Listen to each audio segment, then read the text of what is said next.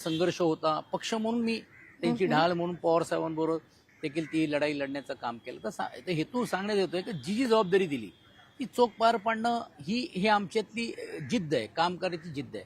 आणि मला वाटतं ती जबाबदारी जसं आज उपसभापती पदाची दिलेली आहे, मला वाटते सर्वसामान्य लोकांना, उपेक्षित, तळागाळातला मध्यमवर्गीय, कामगार आणि ज्या जो घटक आहे ज्याला असं वाटते की बाबा आमच्यावरती अन्याय होतोय, आम्हाला न्याय कोणीच मिळत नाही, अशा लोकांना न्याय देण्याची भूमिका माझी पुढच्या काळामध्ये राहणार आहे. तुम्ही आता तुमच्या अनेक सहकाऱ्यांचा उल्लेख केलात की जे तुमच्या बरोबर होते, त्यांना जिंकवण्याकरता अगदी ढाल बनून तुम्ही उभे राहिलात.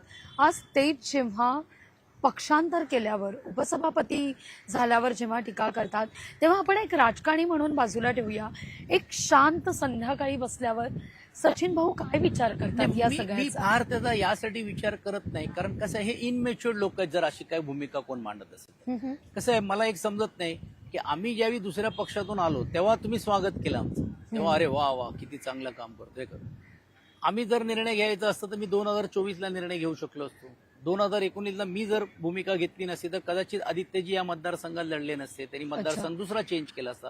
कारण मी पण एक विरोधक म्हणून त्यांना होतच होतो ना. 24ला पण मी निर्णय घेऊ शकलो असतो, महानगरपालिकेमध्ये घेऊ शकलो असतो, पण आम्ही घेतली नाही ना. आता निवडणुकीला 3-4 वर्ष बाकी आहे. आम्ही दिलेली जबाबदारी पार पाडली. आता आम्ही आल्यानंतर चांगले आहोत, गेलो तर आम्ही नालायक, हे कसं काय तुमचं? तर मी फार त्यांचा विचार यासाठी करत नाही, कारण त्यांनाही शेवटी बोलावं लागतो, त्यांनाही मत मांडावं लागतो, हे करावं लागतो. पण मला एक गोष्टीचा समाधान नक्की आहे की मला मांडणारा जो वर्ग आहे त्याला तो निर्णय पटलेला आहे. अर्थात हा निर्णय काय इझी नव्हता. 1-2 दिवस मी झोपलो नव्हतो, मी स्ट्रेसमध्ये होतो, कारण आपली शेवटी एक इमेज आहे आणि आम्ही सेल्फ मेड आहोत. मी नेहमीच म्हणतो की बाबा माझ्या मागे मानसिक होता की भावनिक होता? भावनात्मक आणि मानसिक पण होतं, म्हणजे वेदनादायक पण होतं. कारण कसं आहे, शेवटी कालपर्यंत आपण एकत्र काम करतोय, आज आपल्याला ही भूमिका घ्यावी लागते. हा एक वेदनादायक आहे. काय करायचं काय नाही करायचं मनस्थिती नाही. पण अशा वेळी पण ज्यावेळी असं वाटतं की अरे तुम्ही तुमच्यापुरतं आता वीरता करत, पण तुमच्या एका निर्णयामुळे तुमच्यावरती हजारो आणि लाखो लोक, आज 1 लाख गिरणी कामगारांना मुंबईत घरं द्यायची. मला सांगा कुठनं देणार? आम्ही फक्तच मोर्चे काढायचे, फक्तच आंदोलन करायचे. बीएसटीचा संप झाला, आजही त्यांना पगारवाढ मिळत नाही, काय करायचं? मग असा विश्वास येतो की बाबा हे जे वर्ग आहे, मोठमोठे सामाजिक वर्ग आहेत, हे जे आपल्या एका निर्णयामुळे जर त्यांना सुखद आनंद होत असेल तर आपल्याला तो निर्णय घ्यावा लागेल. आणि मग मी तो निर्णय घेण्याचं काम केलं. आणि बघा, मी इतरांसारखं रडलो नाही, निधी मिळत नाही, आम्हाला कोण वेळ देत नाही, उद्धवजी भेटत नाही, आदित्यजी आमचा SMS बघत नाही, असं काहीच नाही. कारण माझ्या बाबतीत तसं नव्हतंच.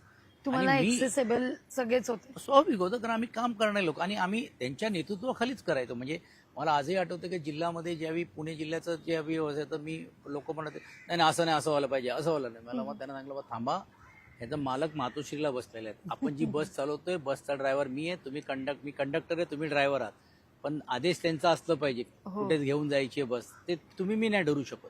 प्रामाणिक काम केलं म्हणून आज तेही मान्य करतील. अगदी.